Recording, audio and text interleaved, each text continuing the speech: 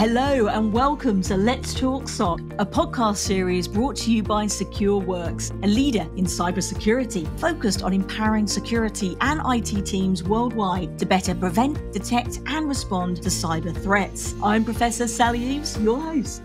Without further ado, it's a warm welcome to the show to Stefan Oancea, Principal Security Engineer at Secureworks. Welcome. Thanks, Sally. Really happy to be here. And likewise as well, fantastic subject area today, particularly drilling into your relationship with Microsoft. And certainly I've been at RSA over the last week or so, and it seemed to me that Microsoft is continuing to expand its portfolio. So for those who may not be familiar right now with this approach, can you give us a high-level overview of the types of security offerings they're providing, particularly Defender? Yes, of course. And you're absolutely right. Indeed, for the past few years, Microsoft have definitely been ramping up on their security portfolio. And Defender is probably the most well-known and the most relevant. So that's also what we're going to be discussing about in the majority of the time today.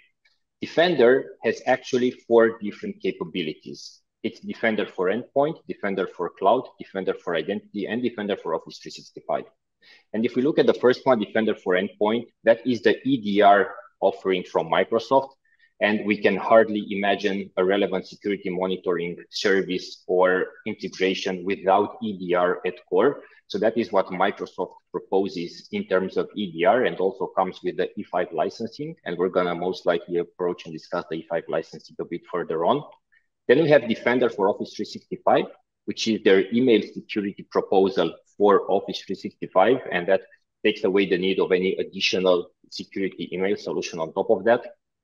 We have Defender for Identity, which even though it runs in Azure, so it's a cloud-based solution, it's actually monitoring the on-premises Active Directory environment and is looking for specific tactics and techniques that threat actors might leverage against on-premises Active Directory.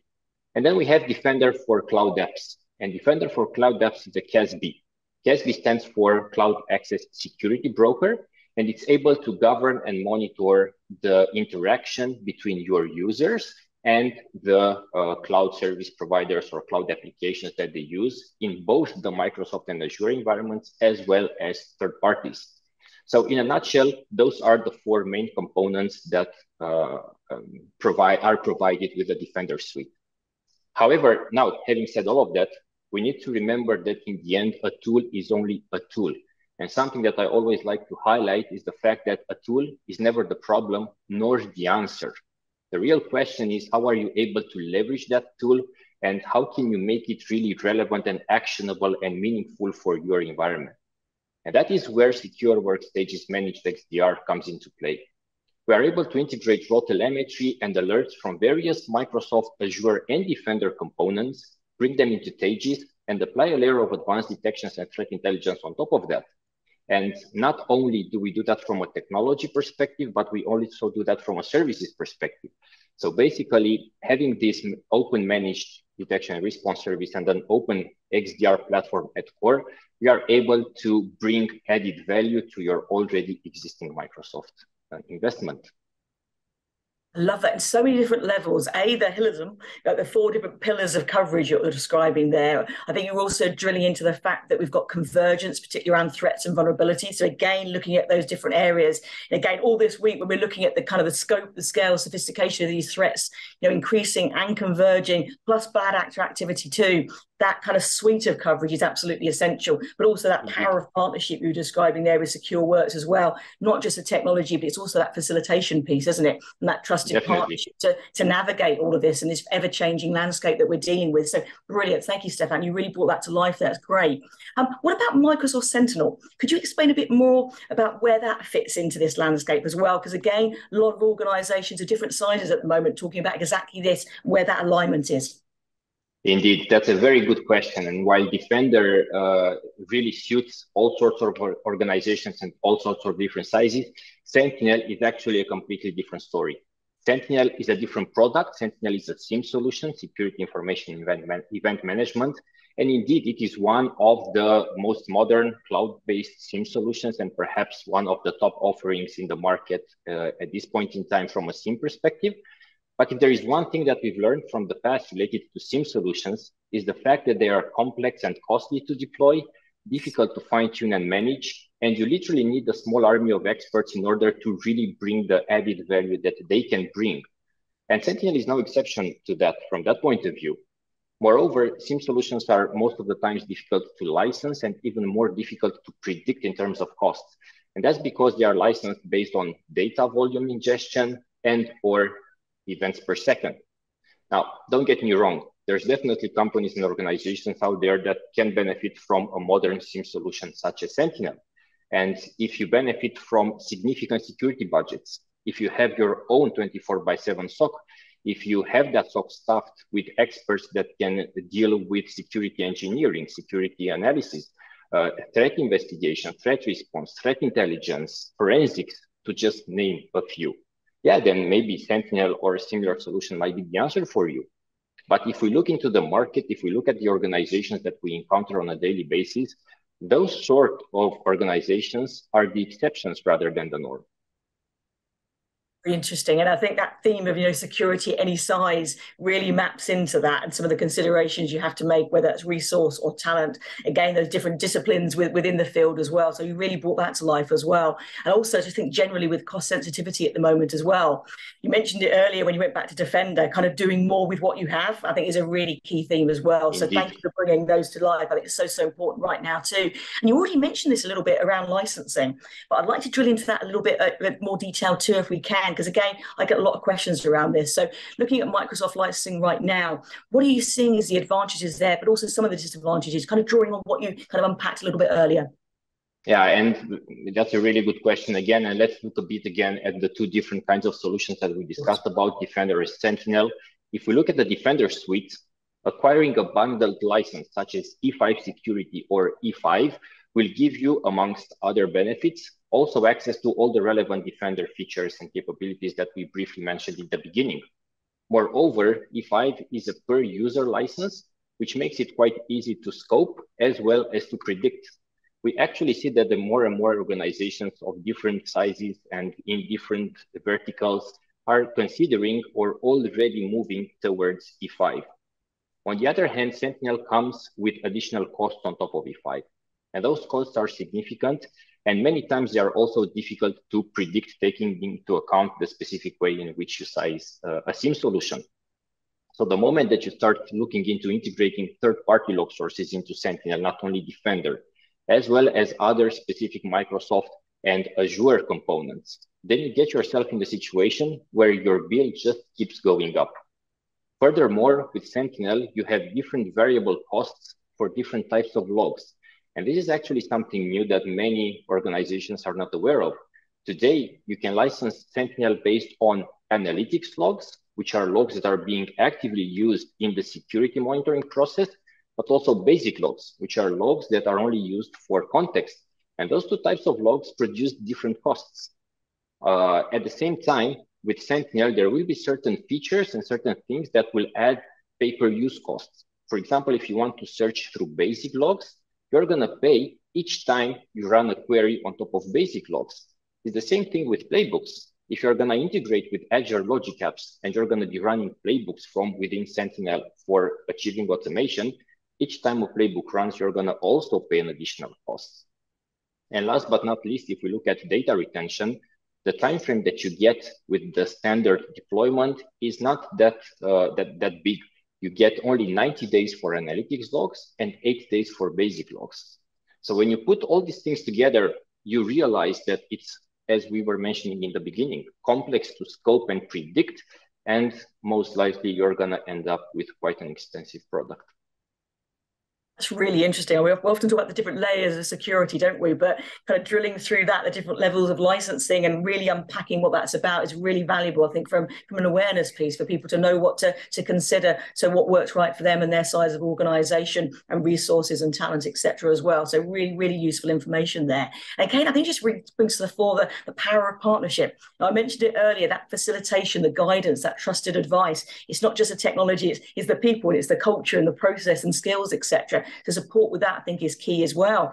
Could you tell us a little bit more about the combination of Microsoft and Secureworks together, kind of how you're working together? Then we can go and look at kind of why complementary strengths might be a best fit. Yes, that's really interesting. So first of all, let me say right from the beginning that we recognize Microsoft is an important player in infrastructure, operating systems, business applications, collaboration, productivity, cloud, of course, and as I already mentioned a few years, security as well. That is why we have a strategic partnership with Microsoft, and that is why we keep on enhancing and building on top of the integrations that we have with them. And let me just give you a few examples just to try to flesh that out a bit more. We integrate with Azure AD on a tenant level, but we also integrate on a subscription level in order to gather what we call and they call activity logs. At the same time, we will tap into Office 365, so we will monitor your email environment from Microsoft, as well as your on-premises Active Directory. So we look into the cloud, but we also look on-premises. We leverage the Graph Security API in order to gather relevant alerts and security events from Microsoft. And that's also one of the main mechanisms that we use in order to get pre-processed alerts from the Defender environment. So all the Defender components that we just discussed about. But our most interesting and most in-depth integration is with Defender for Endpoint. Defender for Endpoint is what we were mentioning in the beginning, the endpoint detection and response solution from Microsoft that comes with E5. And from Defender for Endpoint, we retrieve the pre-processed alerts, but also all the raw telemetry that Defender produces. That gives us the opportunity to bring an additional layer of added value on top of Defender. And for all of what I've mentioned up to now, we provide our customers with a standard 365 days retention for the data. And that is actually more than Microsoft provides with these separate components. And from a scoping perspective, we only need to know basically the number of Defender for Endpoint licenses that you have. Because with Taegis and with managed detection and response, we don't really care about the number of integrations you have outside of the EDR space. We are only interested in the number of EDR licenses that you run and number of assets that can run an EDR in your environment. The rest of the integrations and the rest of the data that we store come free of charge. So for an E5 customer, that's extremely easy to scope because basically they only need to tell us we have this number of E5 licenses and that's the scope for managed detection and response. But these are not the only ways in which we work with Microsoft. Within Secureworks, we have a number of departments that are specialized on different key areas. One of them is, for example, our Secureworks adversary group, also known as SWAG, that deliver all sorts of adversary testing engagements. We have our own counter threat unit, numbering around 100 threat researchers that only study the threat landscape 24/7, day in, day out, threat actors, threat tactics and techniques, and produce threat intelligence based on that. And we also have our incident response team. That is a global team that delivers around 1,400, so 1,400 engagements per year. And all of those teams have deep Microsoft expertise as well as collaborations with Microsoft. And also, just to give a few examples in this area as well, we have frequent interactions with Microsoft in order to disclose vulnerabilities that our teams find within the on-premises Active Directory environment, as well as in Azure. At the same time, we have various sorts of consulting engagements that we run with our customers, for example, ransomware simulations, and those heavily rely on us being able to exploit the Microsoft environments. One of the services that our customers really like best is called an Active Directory security assessment. And that assessment helps you understand how attackers can exploit Active Directory misconfigurations and security gaps in order to achieve their objectives. And last but not least, I want to mention, there's just one more thing, Sally. I want to mention the fact that we actually have colleagues that are employed within Secureworks that are Microsoft MVPs. And if you or anybody comes from the Microsoft space, you will know that MVP is one of the highest recognitions that you can get from a Microsoft perspective. And those colleagues play crucial roles in threat intelligence and in transforming that into countermeasures within Taegis with respect to the Microsoft landscape. Love that in so many different ways. The depth and breadth of experience you were bringing to the fore there. What you mentioned about simulation in particular really caught my eye, because certainly organizations I deal with, that's sometimes a missing link. And I think going through that process is so incredibly helpful, that kind of learning by doing, but for all roles in the organization, simulating a threat and how you will react and learning from that, I think is really powerful. But also that auditing function, again, knowing where you are and kind of monitoring that, having that barometer and going forward helps you to develop that posture and improve it over time. So that continual improvement is fantastic too. You've mentioned some of these areas already, but if you were going to say kind of a top 3 reasons why this combination of Microsoft and Secureworks together might be the best fit for many organizations, and how would you kind of gold, silver, and bronze that? Yeah, so we indeed discussed about the technical integrations. Let's see how you actually put them in practice and how we are able to benefit from that, and not us, but our customers in the first place. So not only do we ingest telemetry and key alerts and security events from Microsoft and Azure, as just explained, but we also apply our own intelligence and our own detectors on top of that. Aegis XDR benefits from multiple state-of-the-art detection mechanisms, as well as actionable threat intelligence, which is embedded in the form of countermeasures. And those really help us triage and enhance alerts and telemetry coming from the Microsoft environment. So on the one hand, we will analyze and investigate Microsoft pre-processed alerts to make sure that we filter out noise, we will filter out false positives. And like with any security solution, any security feature, you should expect and you will see that the Microsoft and the Defender environment also produce false positives. And what we will do is we will take the burden of going through those events and alerts. We will do an initial investigation and only make sure we highlight and we raise the ones which are really a threat to your organization. And on the other hand, we apply, as mentioned, our own detectors and threat intelligence on top of the telemetry coming from the Microsoft space. And that brings added value above and beyond the customer's already existing investment in Microsoft NE5. So all in all, our managed detection and response service will ensure that customers are only alerted when they are dealing with a real threat.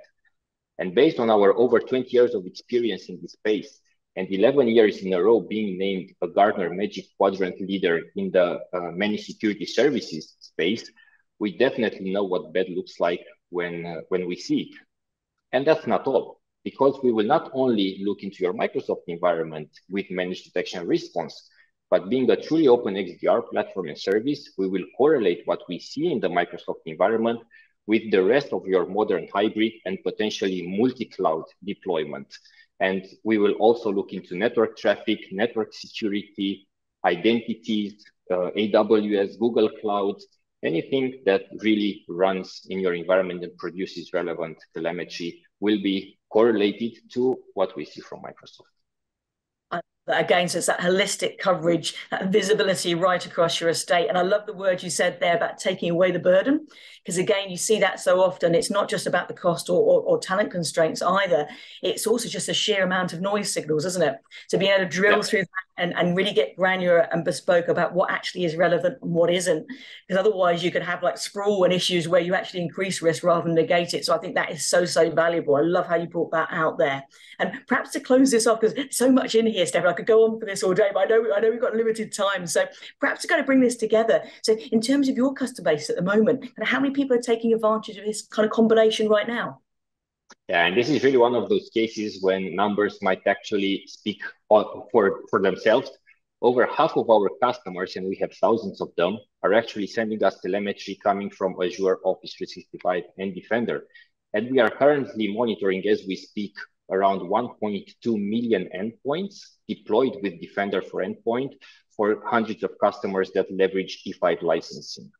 And it is very interesting to see that out of those customers, around 60% actually run a multi-EDR environment, which means that besides Defender for Endpoint, which runs on maybe, let's say, the majority of their assets, they also have specific environments where deploying Defender or buying an E5 license perhaps doesn't really make sense, even if only from a commercial standpoint, so from a cost perspective.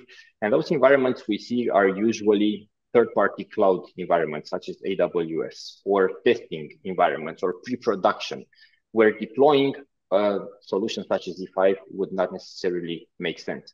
And those are the places where customers can leverage our own Aegis EDR agent which comes together with Taegis at no additional cost. And this again highlights the power and flexibility of an open XDR platform. We will look into your Defender environment, but if you don't have Defender everywhere, we will also provide to you another EDR agent, which is on par from a capabilities perspective, to say the least. And I really like that. Yeah. And as a conclusion, I think it's important to highlight once more the fact that based on our deep Microsoft integrations, as well as being an open managed XDR platform and service, we are able to, on the one hand, to effectively leverage your already existing investment in Microsoft and in E5, while at the same time efficiently closing the gap between the E5 security bundle and the rest of your environment in order to address the total cyber defense needs across your landscape. There's so many areas covered in this. It's been a real pleasure, Stefan, to have you on Let's Talk SOC. It really has. We could go on for some time, but again, you've really brought to the fore the power of those complementary strengths and the visibility, the integration. But again, going back to that point of reducing the burden and working with you and working with what you've got as well and making the best of that. There's so many other themes that you've interlinked together here that I think are really vitally important when it comes to making the most and optimizing your security posture. So thanks so much for joining us today. It's been an absolute pleasure. Thank you, Sally. And thank you all for watching and listening to. This has been Let's Talk SOC. We'll be back with a new episode soon. Thanks for joining us.